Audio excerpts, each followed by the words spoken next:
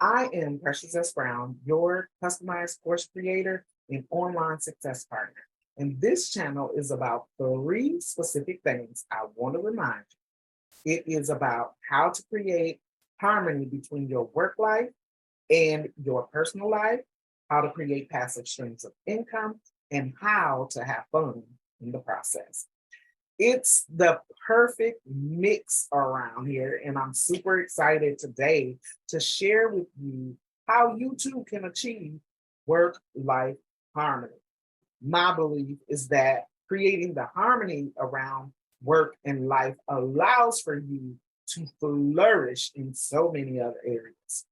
Work life harmony allows you to lead a fulfilling life, both personally and professionally. It promotes overall well being, reduces stress, and enhances your productivity and creativity, which makes you happier. And I want to share today 5 tips to help you achieve work life harmony. Tip number 1, define your values and priorities. Take some time to identify your core values. What is most important to you? And when you do, begin to define what really matters to you. Not only what's important, because sometimes the things that are important really don't matter, but they are important, right? You want to dig into what really matters to you. And then what's most important out of what matters to you. This will help you align your goals and make conscious choices that support your work life harmony and what looks best for you and what feels best, which is most important to you. Okay. So define your values and your priorities. Tip number 2, set realistic and achievable goals. Break down your goals into smaller, manageable tasks. Setting realistic goals and deadlines and milestones to help you ensure that you stay on track and you avoid feeling overwhelmed.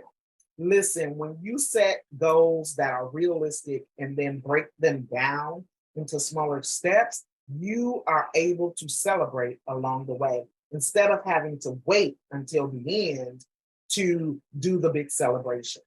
One of the methods that I share with my clients all the time is the DOPE method. When you're setting achievable and realistic goals and you're breaking down those goals into smaller tasks so that they are attainable, always use the DOPE method. The DOPE method is really super simple. D is for dump and declutter all of what's in your head. Get it out of your head and on paper, in your computer, anywhere but in you. Then organize it. Organize all of what came out based on what's life stuff and what's business or what's work stuff, right? So divide the two. See how we're segmenting everything into smaller tasks? Once you have them organized, then prioritize both lists. What's most important that has to be done on the life side? What's most important and has to be done on the business side or on the work side? So separate everything with life and business. Yes, some will intertwine. Why? Because we are who we are, and your work life and or business, it can't be separate from who you are. So yes, some of them will intertwine, and it's going to be key that you identify those and then put them in the respective places. Tip number 3, I want you to create a dedicated workspace. Now, workspace can be for work or personal stuff. So for instance, one space that I don't use interchangeably is my bedroom. My bedroom is a no work zone. So anytime I'm in there, I'm not working.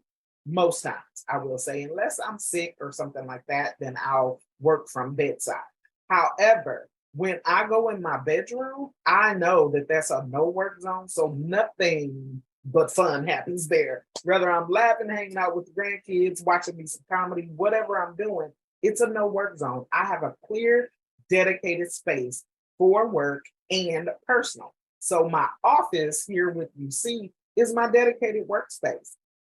Having a dedicated work or personal space allows for you to mentally separate work life and personal life. It allows for you to maintain focus during business hours and when you're having special time with those that you love. So make sure you're creating dedicated spaces for each area of life. Tip number 4, start to practice time blocking. Now, this is a practice I live by. If it's not on my calendar, I will say it to the end of time. If it is not on my calendar, it will not happen. Why? Because I have specific times for specific things. And so should you. If you have a specific time that you meditate, put it on your calendar. If you have a specific time that you eat, put it on your calendar. If there's a specific time that you're going to work on one project, put it on your calendar. Time blocking involves scheduling times when you can do specific activities. Allocate time for work, allocate time for self-care, and for silence. Yes, you need dedicated time for silence so that you can regroup, replenish, and rejuvenate within you before you begin to pour out of you. Sticking to your schedule helps you maintain focus and creates the harmony that you desire. So make sure you're practicing time blocking. Tip number 5. Tip number 5.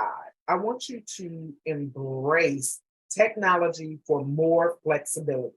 We are in a digital age. There is no way around it. And it plays a significant role in achieving our work-life balance. When you do things such as if you work in corporate America, see if your employer allows for remote work. This allows you to have more flexibility around your work arrangements, as well as what happens at home. I remember when I first started on this journey, I was working from home for a major corporation. And I knew that eventually I wanted to work in my business full time. So I had to get accustomed to having the structure of corporate in my corporate job so that I was successful when I came home full time to do my business in my business world. Or if you're already a remote worker and you seem to have those lines blurred on work life from home life, which is a challenge I had when I first started, because everything was together. The kids were there, work was there, the husband was there, all of the pieces were moving all at the same time. So what I did is began to separate by a couple of days out of the week, I would go back to the office so that would have work time away from home. So that I was not blurring those lines and crossing the boundaries and allowing work to flow into personal or personal to flow into work. Those are just some suggestions you can do in embracing technology so that you can begin to have more flexibility in your life, in your work, in all areas. Now, I want to give you a bonus tip, and that is use productivity tools and apps, right? We have these amazing devices, right? And they have all types of apps on them. So why not start using some that will help you? One of the tools that I use, like I said before, 100% of the time is my handy dandy calendar, because everything in my life and business is on this calendar. If it's not on the calendar, it does not happen. That's one tool. Another tool that I use is Trello. This helps me keep all of my projects organized. Remember, in the previous video, we discussed keeping your organization, right? And Trello helps me keep organized with my projects so I can better manage my time because I'm managing the projects better. So using different apps such as Trello, your Google Calendar, or maybe Notes or any other little tool that's on your phone or another electronic device will help you manage tasks. It will help you um, keep from missing deadlines. It helps you prioritize effectively, and it can help streamline your workflow and free up time for personal activities. So you want to be sure that you're using all the tools that you have at your fingertips. Yes, make sure that you're using tools that help you be a success on a day-to-day basis. Okay? Listen, work-life harmony is real, and you can achieve it when you're intentional. So get intentional, implement these 6 steps, and let's see some change in your life. I hope you found this video helpful. Always remember, it's never too late to make a positive change. Thank you so much for watching today's episode of Progress with Precious. Don't forget to like, share, and subscribe to my channel for more insightful content. I'll see you all next time. Bye.